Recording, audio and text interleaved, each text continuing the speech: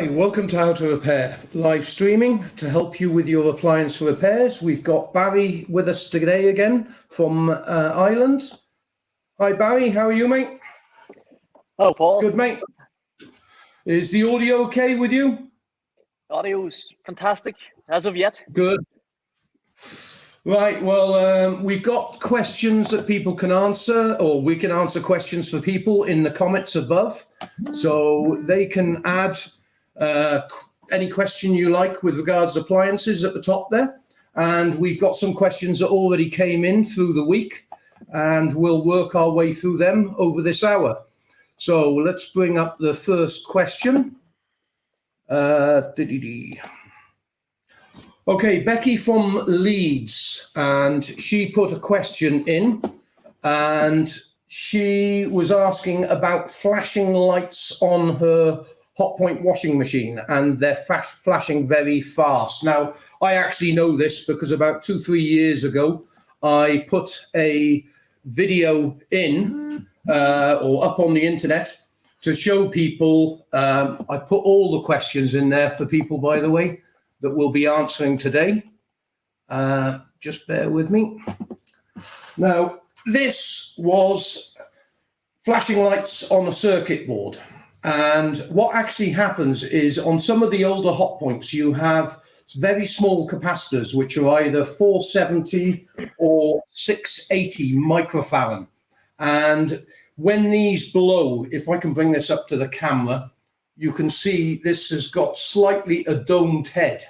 And when they've got a domed head, what you normally find is the capacitor is blown, and that actually causes the circuit board to flash the LED lights very fast.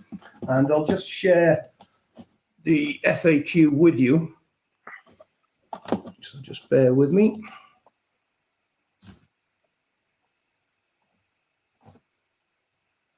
No, washing machine, that was. I'm on the wrong one.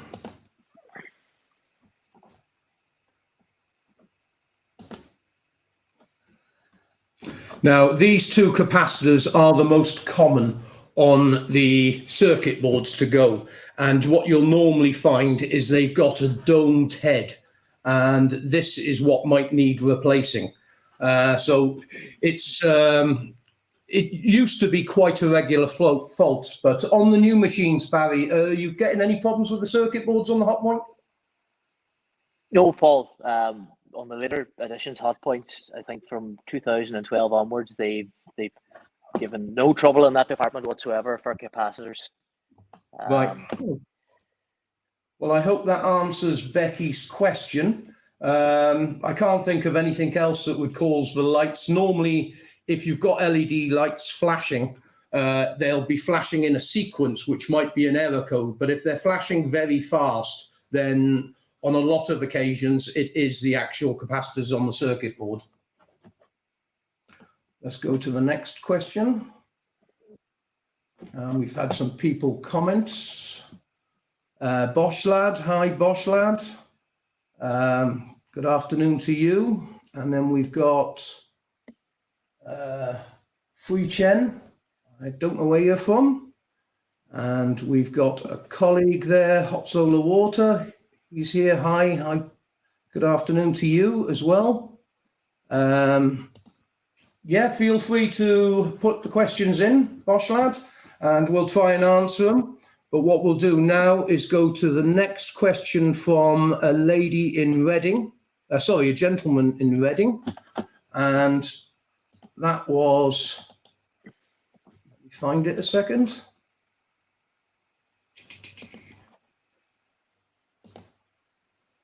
Bill from Reading, Hoover Tumble Dryer HVL. Is that vented or condenser? I think that's take a vented. stab in the dark. Vented. I will take a stab in the dark. Vented. Yeah, bear with me. Let me find the FAQ I did for him. So we'll go to tumble dryers. And this was a HVL10, so that was, it looks like it might be a condenser. We just look at the diagram.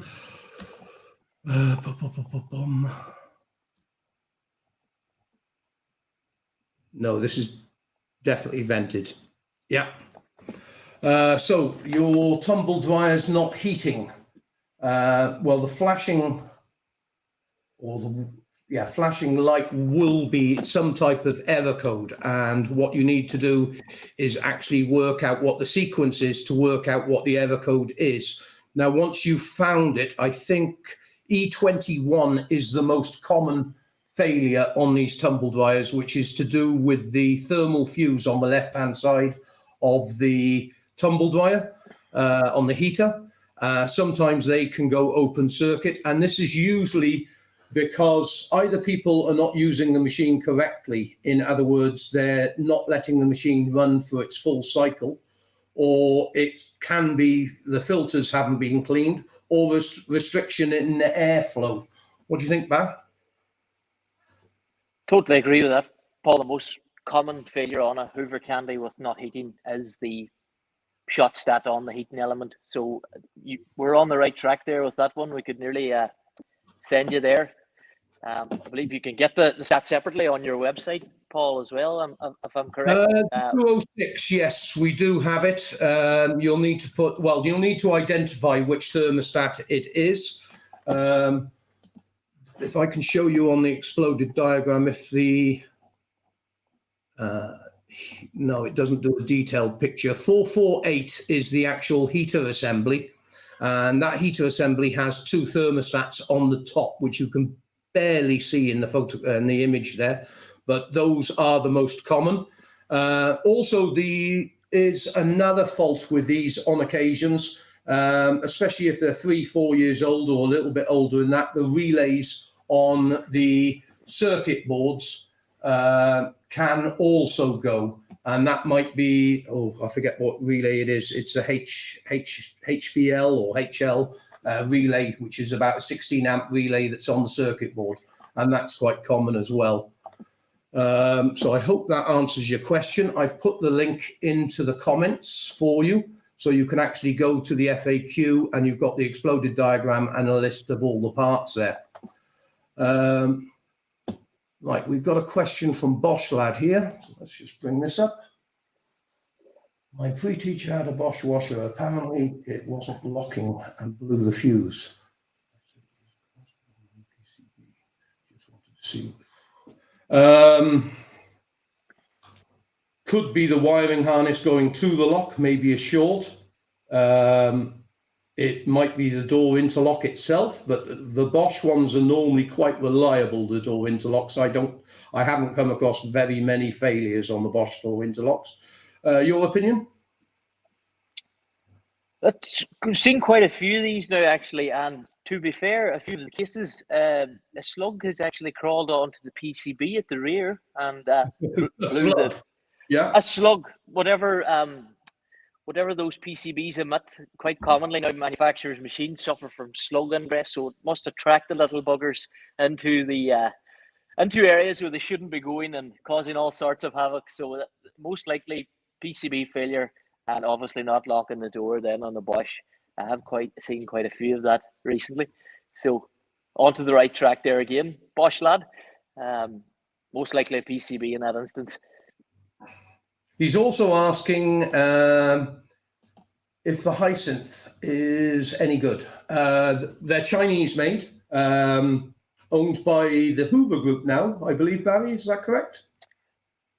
No, Hire owns Hoover and Candy Group now, Paul. But Hyacinth is a competitor as well. I believe they've took over the Gorenje group in Slovakia, if I'm correct. But I've seen them in a couple of houses which I've been out to.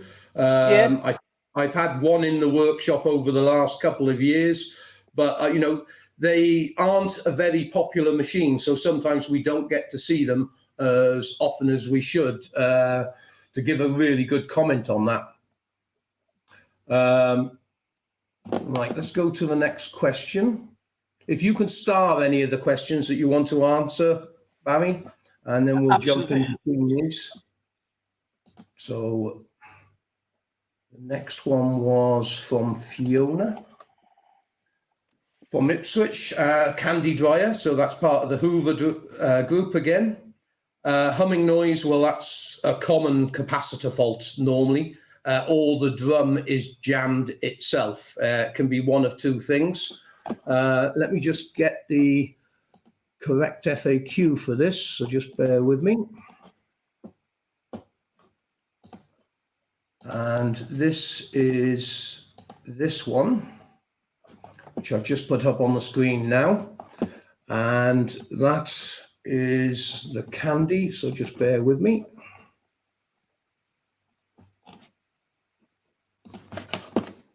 Let me share my screen. Tumble dryers, candy. Now, sometimes the Hoover Group do, on certain tumble dryers, they do not sell the capacitor separate. On this machine, they do sell the capacitor separate, and I've put a link in here for you. It's a 7 microfarad, and I've also put the wiring diagram with the fault codes for you as well. And there is a video somewhere in here. There we go. There is a video here which you'll be able to click on that will show you how to change the capacitor. But do make sure when you're changing capacitors, although you will have the machine unplugged, that you discharge the capacitor before handling it, because sometimes capacitors can hold a charge even when they're unplugged.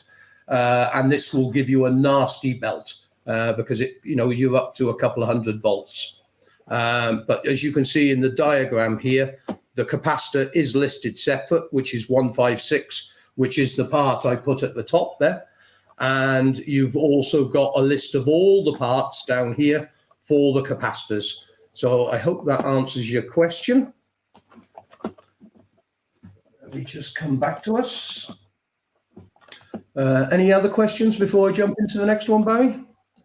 We have one from Bob and Surrey there. Sorry, that came through. Hi, I have a Bosch washing machine, a WAE28162, and it doesn't heat. Check the element and NTC.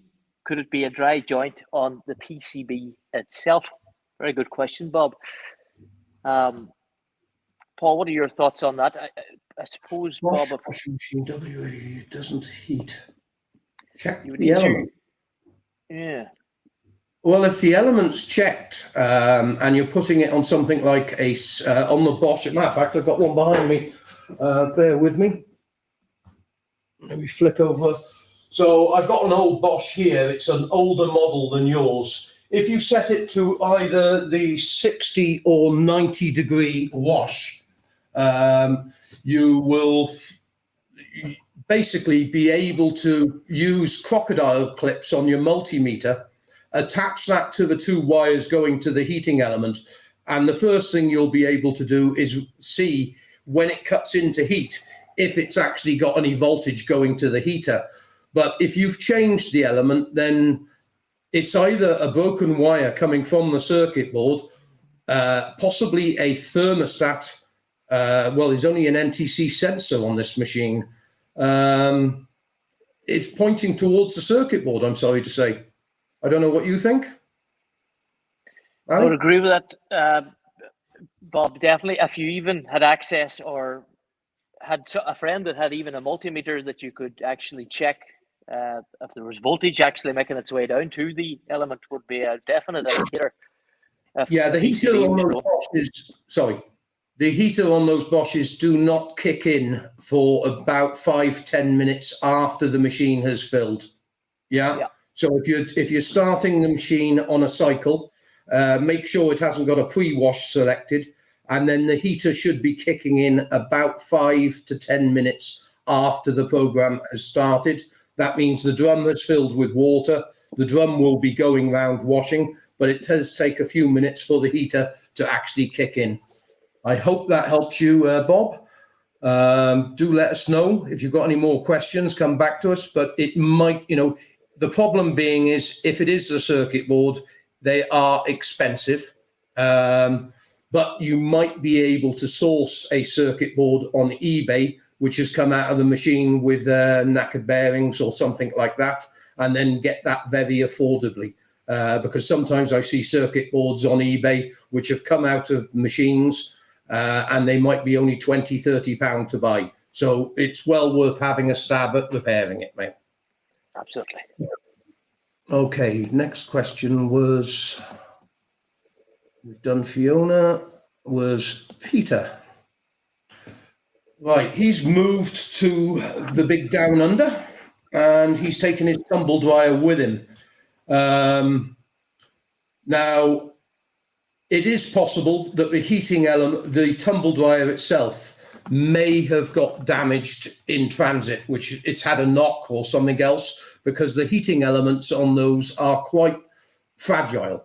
Yeah, and if the appliance has had a knock, you may have lost part of the heating circuit. In other words, the high or low side of the heating element may have been damaged. That's a possibility.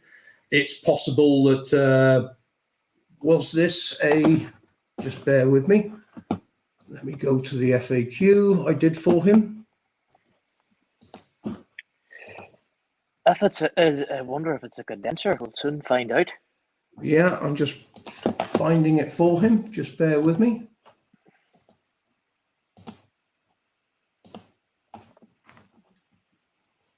Oh, we've had our first super chat. When was that from? Just bear with me.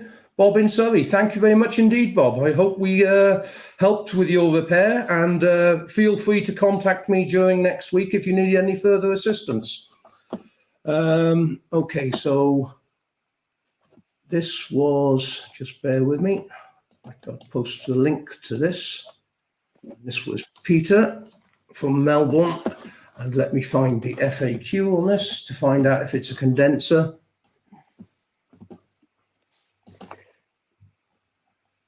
Peter, I hope you're getting lovely warm weather down there that you don't require the Yeah, dryer. well, I did make a sarcastic remark as we're all freezing to death in this hemisphere.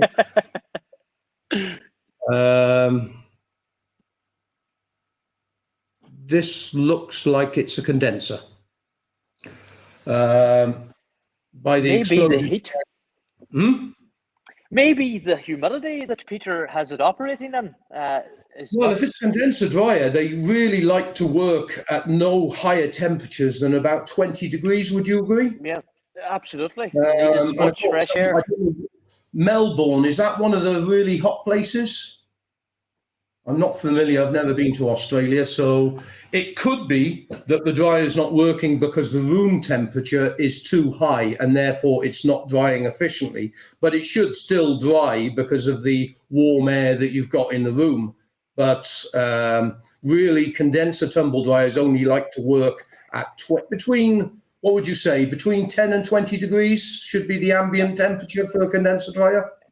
Absolutely, and I mean they work on the principle of a car engine and combustible idea as well. They need as much cold air to hit the steam to condense to speed up the process. You know, so if you have it in a confined space where it's sucking in its own steam that it's putting out in the heat, it will considerably, Peter, slow down the process of drying in a condenser. Well, he's not actually saying he's got any error code. He's just saying it's not drying efficiently. That's what I'm thinking, yeah. Yeah, or it's possible that the common faults with these machines, let's run through the quick common faults with these machines. The heater is one of the most common. As I discussed previously with the Hoover, the relays on the circuit board sometimes can be faulty, but this is quite a new machine. It is possible that you may have a blockage in the ducting, or one of the filters hasn't been cleaned. And the other fault with these machines is the pump system can get clogged and it's unable to remove the water, but that would normally come up with an error code. Would you agree with that? Absolutely. Yeah. Carry out all the checks. I mean, was it working, Peter, okay in the United Kingdom before you moved it? And is it only playing up now when you've put it down in its new home? So logic will dictate there on if it was working before you took it with you. There's something in the environment that it's not agreeing with, in theory. It's not making it dry as well. We send the guy an email after the show on this because I imagine it's middle of the night over there at the moment, looking at the difference in time zones. So I'll send him a link because I doubt if he'll be watching at this time of day. Never actually thought of that. Okay, so the next question. Have we got any on the live chat? We have one comment from Maxine Mazel Martin. So, hey, my Hotpoint dishwasher doesn't drain. Totally. I have to tip it forward after the cycle and mop the floor. Can you help me, please? Well, it can be a couple of things. One thing that people do not, especially in the UK, a lot of dishwashers are plumbed into sink units. And this means you've got a push-fit pipe that goes onto the sink unit. And you've done a Sunday lunch or something like that, and you've put some fat down the drain. And this fat can actually build up inside that pipe, and it can cause a restriction. That's one fault that can occur. The second would be possibly something in the pump, in the machine. The problem is when you're actually sending live questions in, live on the show, I can't bring up the diagram straight away. So I can only do this off the top of my head. So I would check the drainage pipes. The Hotpoints, Barry, have they got a matrix system like the Bosches that clog up? No, it wouldn't be the same on the, depending on what age of Hotpoint is, because older Hotpoints were licensed through Bosch to be manufactured in England at the time. So very possible that the system could be clogged with lard, or if it's a newer one, you most likely have a foreign item that's in the pump. So obviously listen to see if the pump's running. Can you hear it running? If you just hear a faint hum, you may need a new pump. Simple things like that, and just make sure that it hasn't actually flooded the base. So if it has flooded the pan underneath the dishwasher, it will have activated the anti-flood system, and the dishwasher will sit and do nothing. Just by the way that you're mentioning that you're tipping it forward, is the water coming out of inside the dishwasher, or do you find that it's coming out from underneath the dishwasher? So if we could figure that out first, we could help out with that. The other question I got from Maxine is any error code or any flashing light sequence coming up on your dishwasher, and having the model number will help us as well. The model number can normally be found on the Hotpoint dishwashers. When you open the door, it's normally on the right-hand side, I believe, going down the stainless steel inside the door. So it's just inside the door. I hope that helps you, Maxine. Oh, she has sent a, yeah, it is pumping, whirring.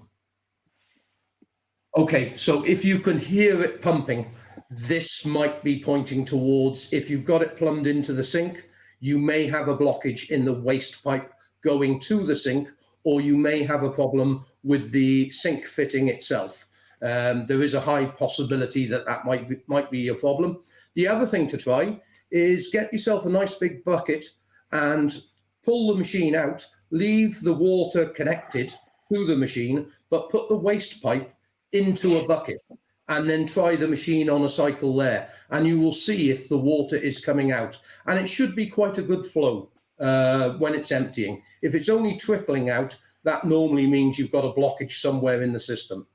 The Bosches are renowned for the pumps picking up little sweet corns and bits of glass and stuff like that. But these Hotpoints, the pump is not. Have you got an inspection chamber? On the early Hotpoints, you used to have an inspection chamber, but I don't know about the later ones. Yes, they still have retained that to this day. So you can actually remove the little insert of plastic inside and view the pump head if you wish. Right. Obviously, if you're playing about in there with your fingers, just be cautious because you will not see a piece of glass underneath the retaining water. So be careful not to injure yourself if you're having a peek in there. And yeah, be sure to. Sorry, it's well worth bailing it out with a sponge. Yeah. In other words, remove all the water and then closely look in there with a torch. And believe it or not, sometimes even when you've got a torch there, you will not see the glass. You really have to have a hunt round because it only takes a small fragment of chipped glass or china, or even a small item like a bit of sweet corn or something like that could be jamming it. So I hope Yes. that helps you, Maxine. She's also sent us, yes, comes out of the, water comes out of the bottom. Maxine, are you meaning the machine is leaking? She sent us the model number. It's an FDM550, so that's relatively new. It's 2011, 2012. Maxine, there's every possibility that I have seen an issue with the steel in the base of the dishwasher actually corroding little pinholes. So it could be dripping into the base and activating an anti-flood system on your dishwasher. That's why you're getting away by tipping it forward and letting it start the process again. But you may have an internal leak inside the base that's running down underneath the machine. Yeah, I think just check around. Yeah, you need to take the sides come off that machine, don't they? The sides come off that machine, and if you look inside, it's a good indicator. If you start to see spots of rust around the steel underneath the bottom spray arm, there's a very good chance that the steel has corroded and penetrated a hole, leading to your problem. I've seen a lot of those pinholes on the Hotpoints in Europe, which have, and they've not been that old machine. And I did find out that the actual machines were manufactured in Spain. And I believe the quality of the steel wasn't as good as the ones that were made in Italy or by the Bosch themselves when it was manufactured in Germany. This problem actually originated when they were actually manufacturing them in Spain. And I think it was a steel fabrication problem. So anyway, Maxine, I hope that helps you. But if we can, I will try and get an exploded diagram to you of the machine to assist you in replacing this. I don't know actually if there is already an FAQ on the website. So let's just bear with me 1 second. FDW. Yeah. Maxine's replied again there. So it's whirs all night, Maxine. That is a good indicator to me, what you're telling me there, that you have a leak into the base of that machine, and that's your problem. The base does come off it. There is an access port underneath. So if you click that off and find it's wet in there, that's your problem. Okay, so that one's done. Someone has sent DigiHorse.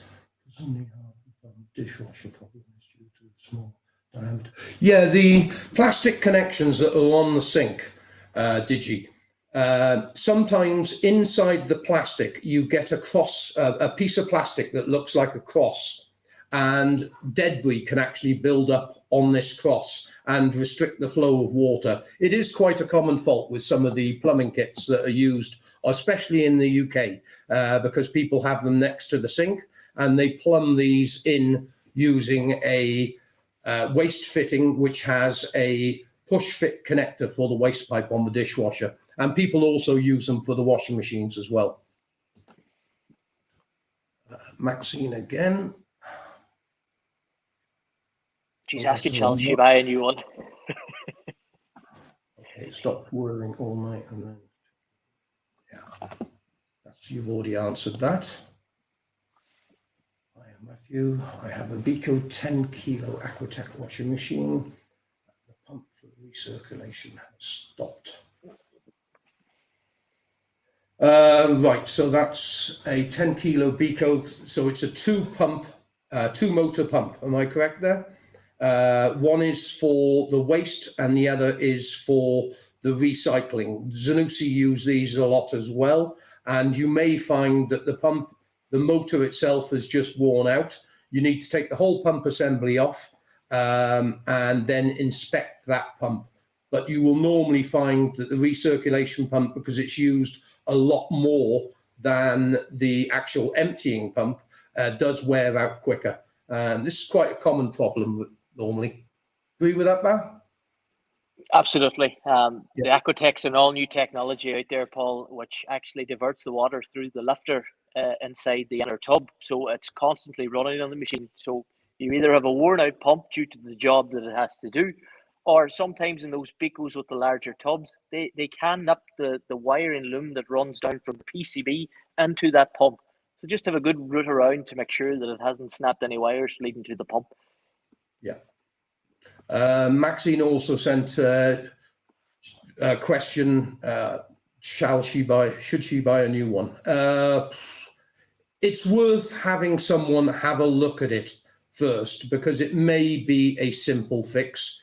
If it is a hole in the base, then I would be pointing you, it is possible to repair it with epoxy glues, but really speaking, because of the high temperatures the base is running at, and it's stainless steel, it's very hard to get a good bond between the two for a long period of time. So it might be, you know, it all depends on the problem, Maxine. So, you know, if it's well worth having looked at. I don't believe anything should go straight on the scrap heap, as they say, just because you've got a simple problem. It may be simple and may be worth going down this route.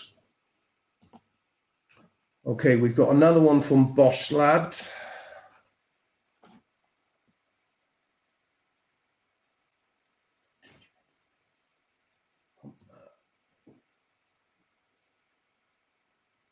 Not familiar with this. You, Barry? Very familiar, Bosch lad. Good question. So Bosch, in the pursuit of greater energy efficiency and looking to reduce lower cost, basically have developed that 4D system to create a tunnel wash system, which is designed to work at low temperature. So a bit like Samsung's Eco Bubble, it's designed to make sure that the detergent can penetrate fabrics whilst giving the same cleaning performance at 30 to 40 degrees. So it's trying to steer you away basically from using the 60-degree cycles. That's, I believe, what the intent of the design was on them new Bosch and Siemens. It's very, very effective. I've seen it in action. It's a very good technology. It seems to wash thoroughly.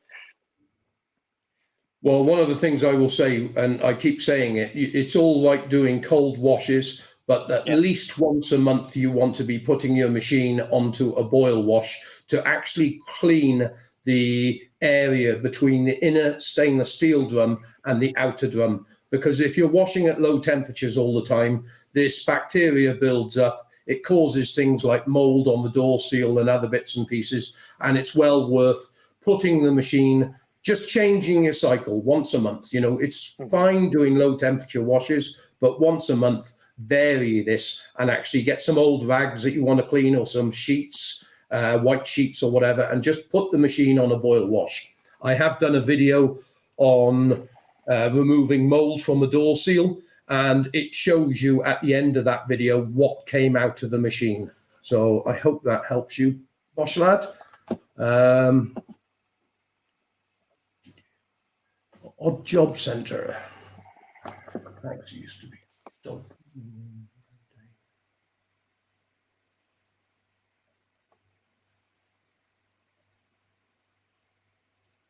Yeah, so he's answered his own question there, Odd Job. So you may be onto something. You could have debris gathering up on there from using it as a dog grooming machine. You know yourself the amount of dog hairs that will come off items when you're washing them. You could have a fur ball in there. I've actually got a customer here in Portugal. They've got a kennels where they do look after rescued dogs and everything. And whenever the machine comes in for repair, I cringe. Because I know when I take those waste pipes off that I am going to get all sorts of smells and bits. And yeah, it's not one of the jobs I love doing, but I do it for them because it is a charity group and I try to keep their machines going for them. We have to keep the hounds happy, Paul, and a soft, loving bed, all for the greater good. Just wanted to say thanks for the video on the LG gasket replacement. Huge help. I'm still working up the courage. Well, just take your time. I'll put the second spring on the gasket before. Yeah, those springs, you know, I haven't got one here in front of me that I can grab. You can buy these hand springs. And what I normally do is if I'm working on my own, I use that as my third hand, as they say.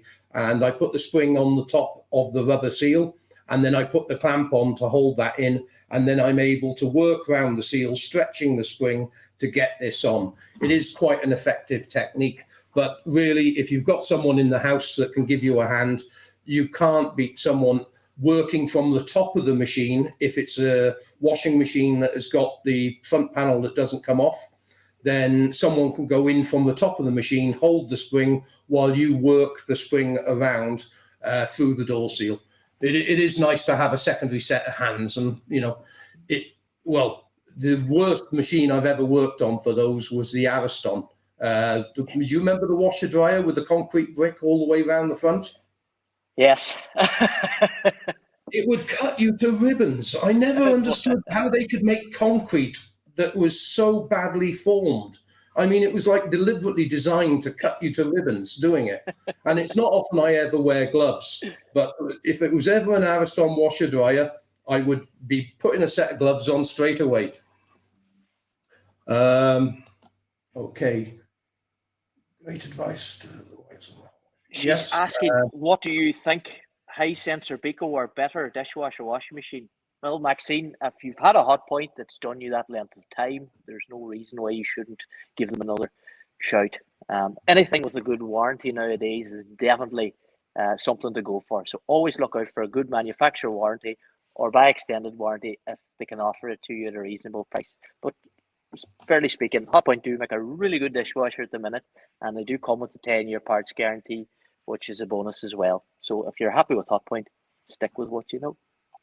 I'm just trying to find this video for the chat just so you can watch this. I'm just trying to find it there. I just found it. Let me pass you the link to this.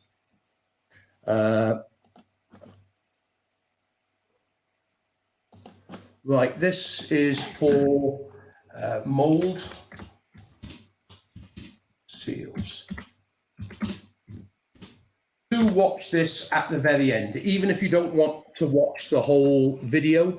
That's about mold on door seals, but if you watch at the end, you will see what comes out of a drum, and you know it's just incredible. And that machine was immaculate before I worked on it, but putting a couple of dishwasher tablets on a 90-degree wash, you just would not believe what came out of the machine. We've got one from Whirlpool Lad. Hello, Whirlpool Lad. Whirlpool Lad. We've got all the manufacturers already liking it. Well, I'm glad you like it, Whirlpool Lad. Like to see more of you. We're going to be doing streams every couple of weeks to try and help people out. And if you send emails into the website beforehand, your question might be featured on the show. So anything you ever want help with, just send us an email via the website, and that can be, bear with me, let me put the link up for that. Well, matter of fact, I'll just put the link to the contact us page on the website.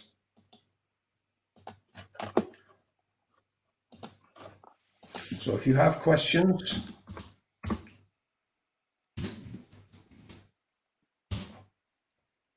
just click on that link and you'll be able to fill out the question, and then we'll try and address it in the next show. He's also sent us, yeah, I have a few more. Well, with a name like Whirlpool Lad, I imagine you might have a couple of machines.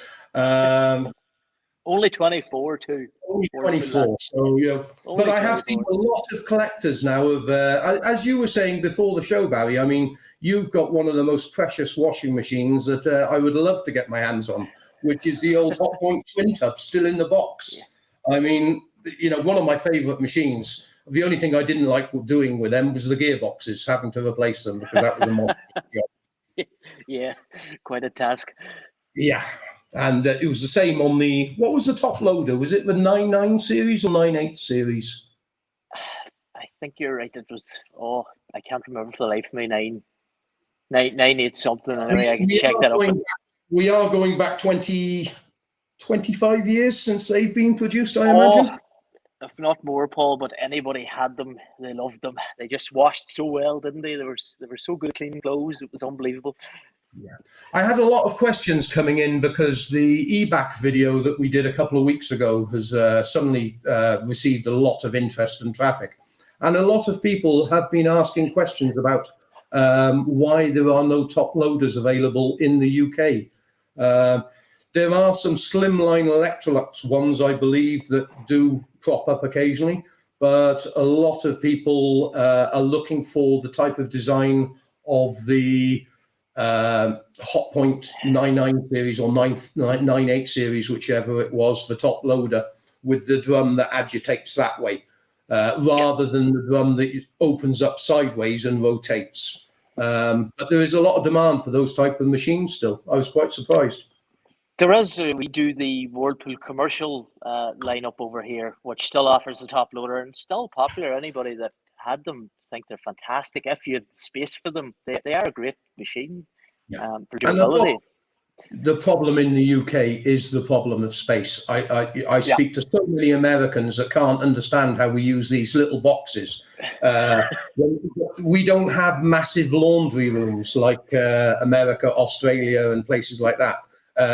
We have a kitchen, which you on a lot of kitchens, you're lucky to be 10 by 8, or 10, 15 foot one direction, 10 foot the other direction. You've got all the kitchen to go in there. So we just haven't got the space in the UK in a lot of kitchens to put top loading machines in.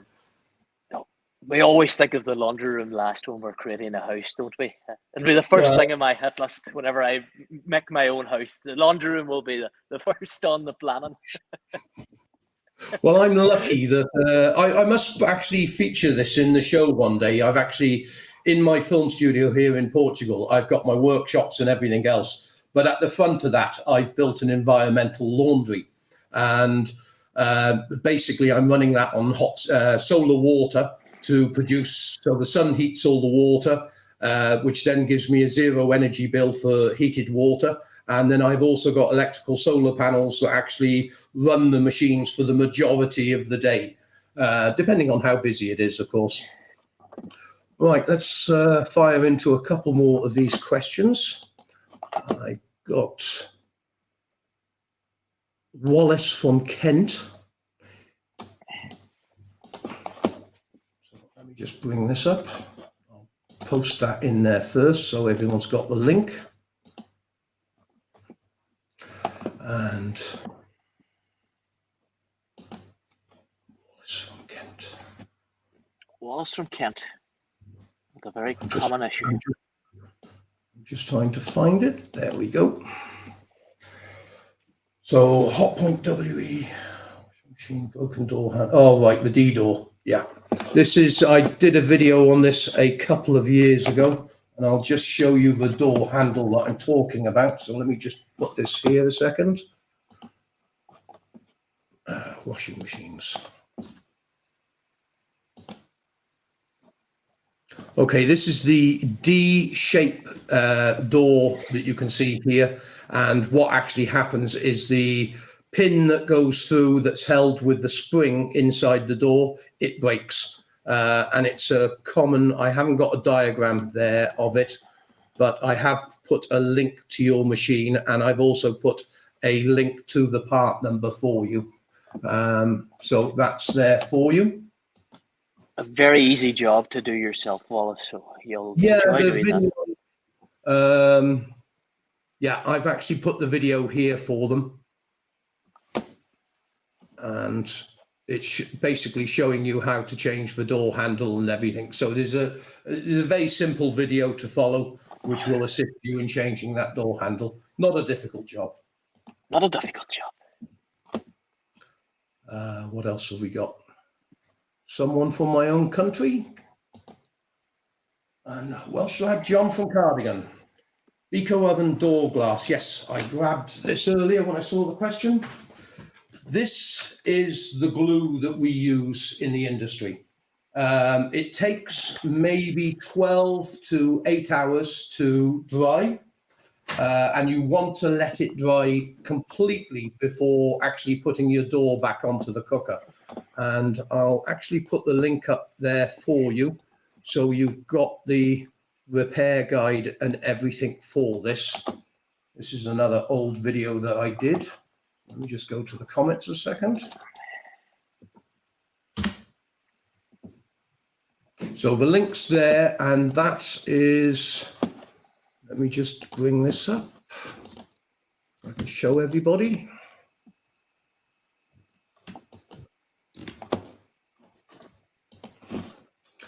Okay, cooker, when it comes loose, I won't play the video. Well, I'll see if I can find the point. You've actually got to take the door off, and then you're able to re-glue the brackets back on. It is, it just takes you a little bit of time. But the most important thing to do whenever re-gluing these on is make sure you thoroughly clean the surfaces, because you've got all the oil and fat from cooking. So you really want to clean the glass thoroughly. Not only do what I'm doing in the video here, you want to get detergent, clean the glass of any oil residue before putting on the glue and then putting the bracket in place. But the whole video is there for you on this, so you can see that at your leisure. Have we got any more questions coming? Start. You've put a load up there, I think.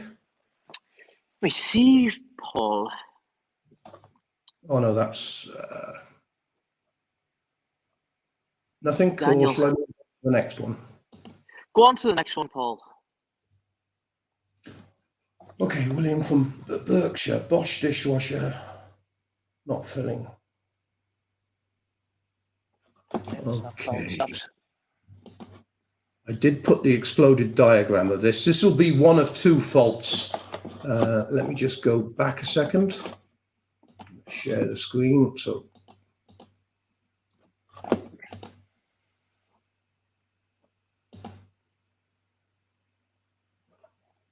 okay, on these dishwashers, you have a water valve which is built into the pipe, which is not the normal. Some manufacturers like Hotpoint use it, Bosch use it. I believe Zanussi use them as well, don't they, Barry? I believe so, yes.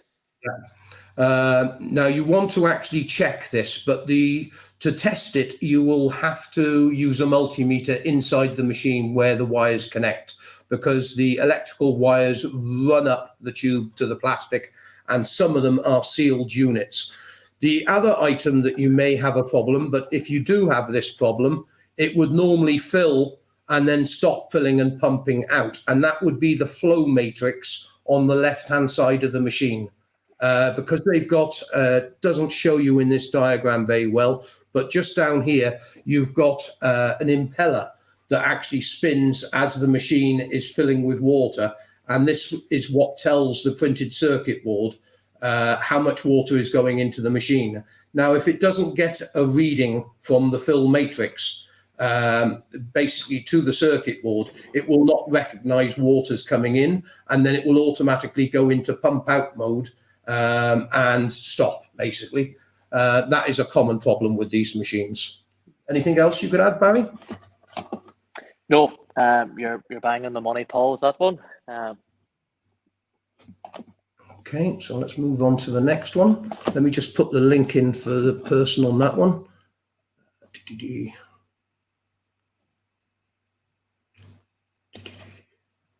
that's that one. So let me go to the chat a second and pop that in.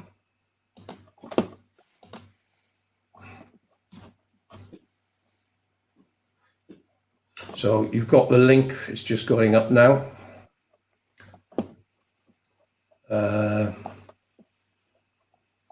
Okay, so that one's done. So the next one is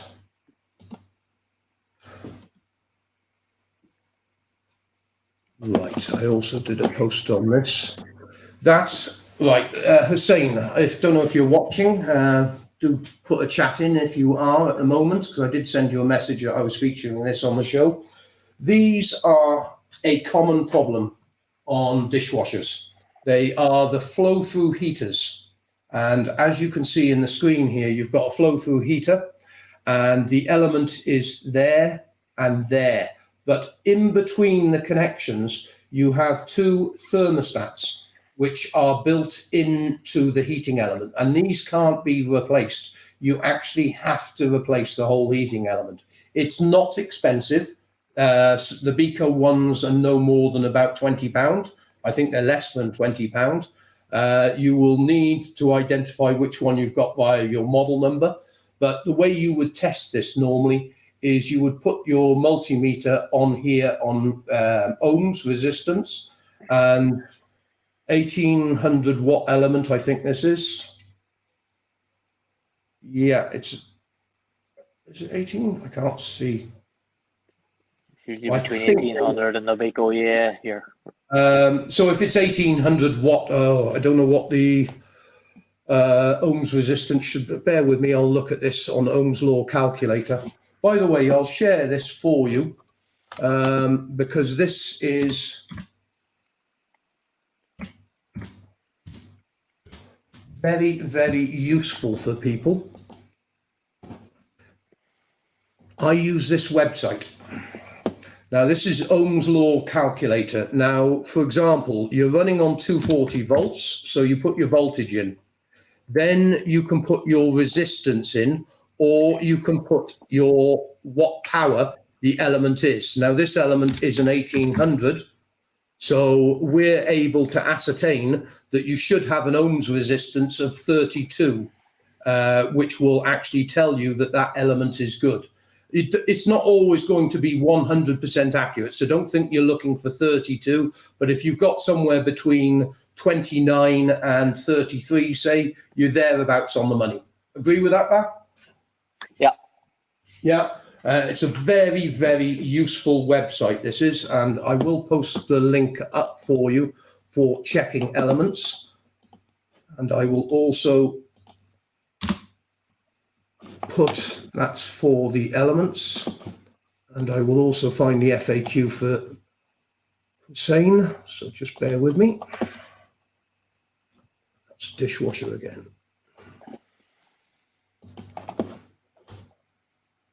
And that's the one that you should have, so I'll just copy that a second.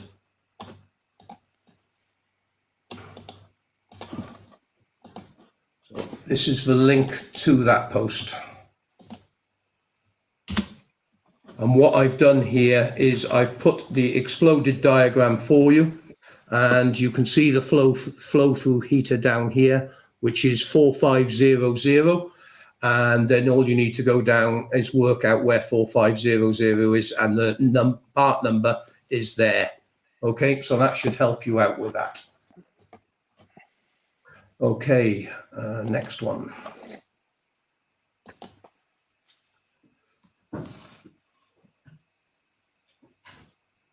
Oven not heating. I can hear the fan running and the little red light is on. Okay, predominantly if your oven's not heating, this sounds like it's a single oven, and I've already done the post on this for you, so just bear with me. And I'll put that in the chat for them.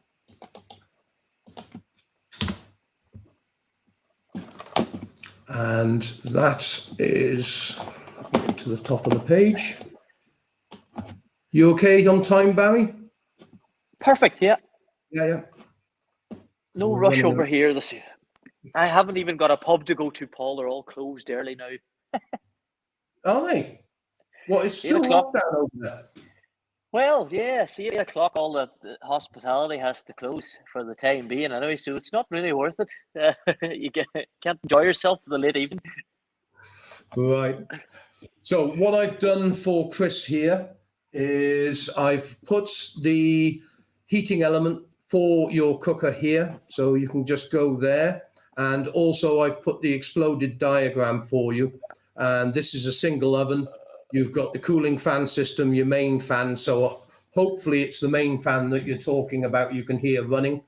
And that will be the fan oven element, which is 98, which is what I put at the top for you, which is an 1800 watt element. So that's straightforward. And there's some videos there to also assist you in replacing the components and everything. So you can have a scroll through them. Okay.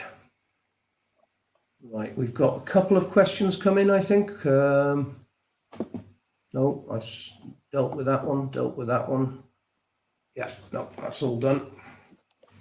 We'll do the next one. Just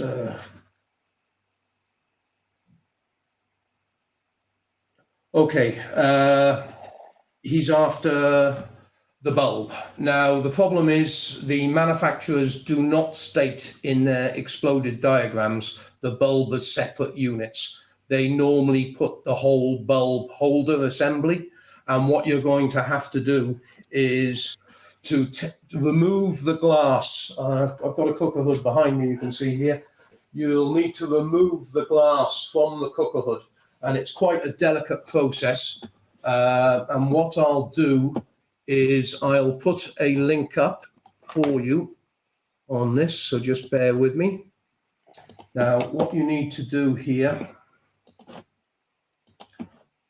is you need to go to repair guides at the top. If you click on repair guides, you're then able to go down to cooker hoods. And I have done some videos recently which will show you how to go through a diagnostic on finding faults with your cooker hood. But I've also done the how to replace the bulb. Now, there's predominantly two types of bulb that Hotpoint use. It's either a G9 or a G4. The G9, I haven't got any here, but I have got a different push fit connector to the G4. The G4 has two probes, which you can see in the picture here. The G9 has two probes, but they have a curved bend on them. And you'll need to identify not only which type of bulb it is, whether it's a G4, G9, you'll also need to make sure what the maximum wattage is in the holder. Because a lot of these light fittings, you can only have up to 20 watt on some of them, others are 25 watt, others are 40 watt. It all depends on the actual bulb holder and what it's rated at, because these halogen bulbs do get very hot. Sometimes you are able to, on the G9s, I believe we do a replacement LED one, which you can actually replace the halogen bulb with an LED bulb, which is quite useful as well. So that answers that one. And the last one that came in this week was Jill from York has got a Beko oven not heating, and it tripped the power, or the power went off in the house, which sounds like it would have tripped the RCD. And what I've done for you, I'll put these last two posts in for you. So just bear with me while I put these in the chat so you can click on it. So this is Bill's question. So I'll put Bill's question in. And that's going in the chat now. And Jill, I will put you a link in as well. And this is a link to the post, Jill. And what you need to do here is go up to frequent questions, go to your cooker and oven. And that's your cooker there, I believe. Yes, 674. We'll make this simple for Jill. She might buy us a beer, Paul, after this, but it's most probably your clock has gone out when the power went. So reset your clock. Not all about that. Activate your oven, Jill. You should be back in business. Yeah, I forgot all about setting the blooming timer. So do that. Common. Yeah. Hey, and I've been doing it 40 years, and I forgot about mentioning it then. So everyone can forget. A matter of fact, what would you do? Just to cover my rear, shall we say, Barry? In the FAQ that I did, I have put in there about the timer. So if you do, it depends on the type of timer that you've got, whether it's a 3-button or a 5-button timer. But you'll just need to program the timer to make sure it's on manual. And that should rectify the problem. If not, you want to test the element. And I've put some videos here to assist you on that as well.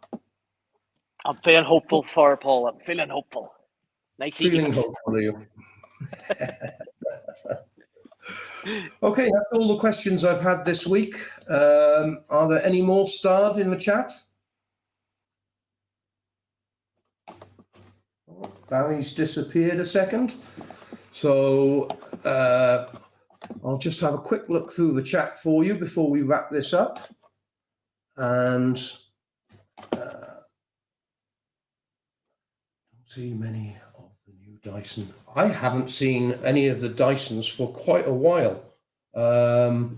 They seemed to be something that was brought in.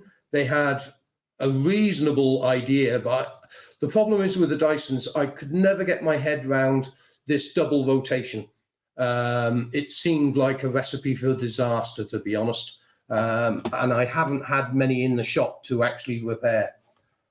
What's the average cooling time on a cooling fan?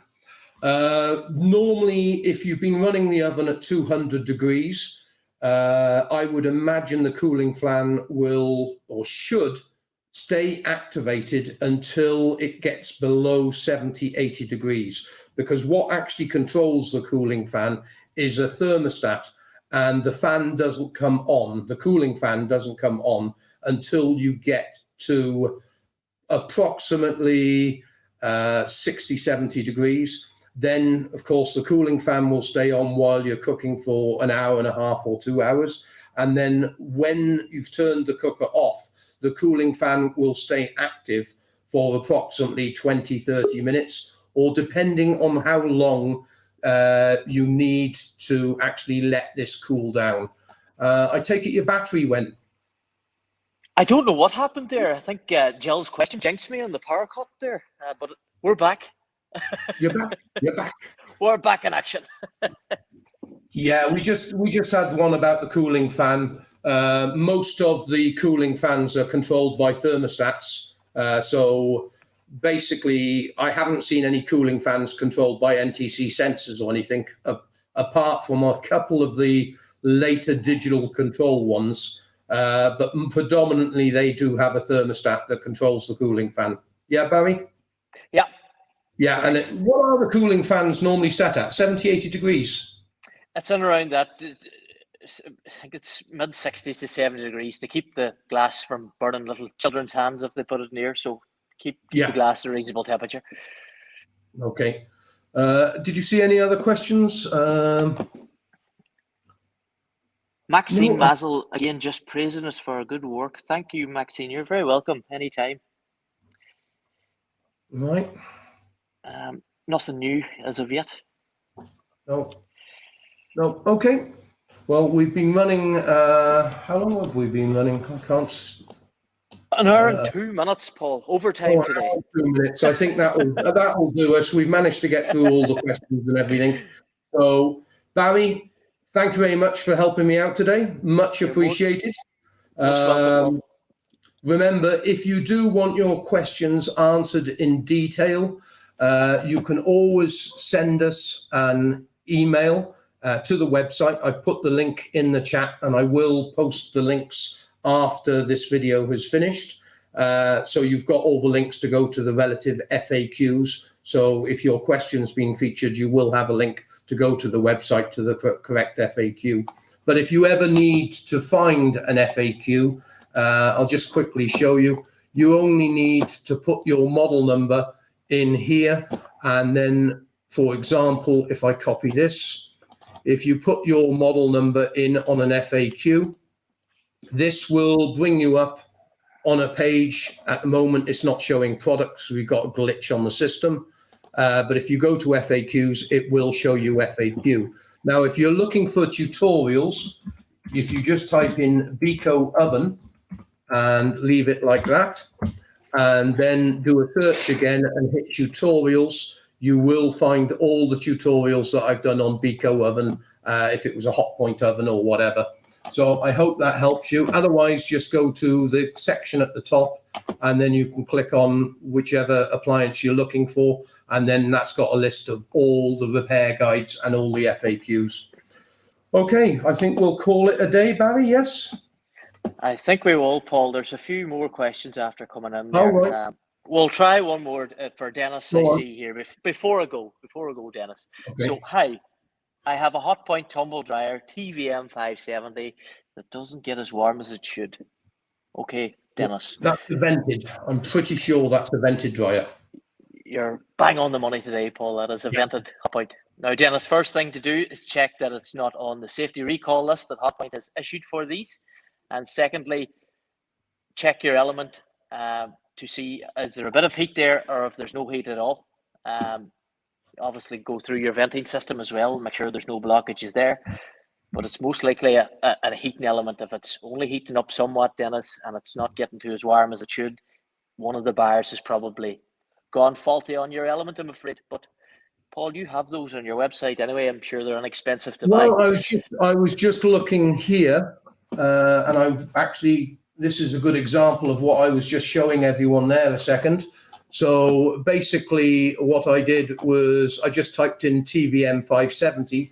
The P at the end of your model number is the identification to the color on the Hotpoints. So you might have TVM570B, G, P. What's the abbreviation? I don't think they made almond at that time, did they? But there was no N. Yeah, N for almond. So if you go to the FAQ, I've got an old FAQ that I did for someone called Billy, going back 2014. So it's quite an old machine. And there I added a couple of videos for the guy because he had bearings problems with this one.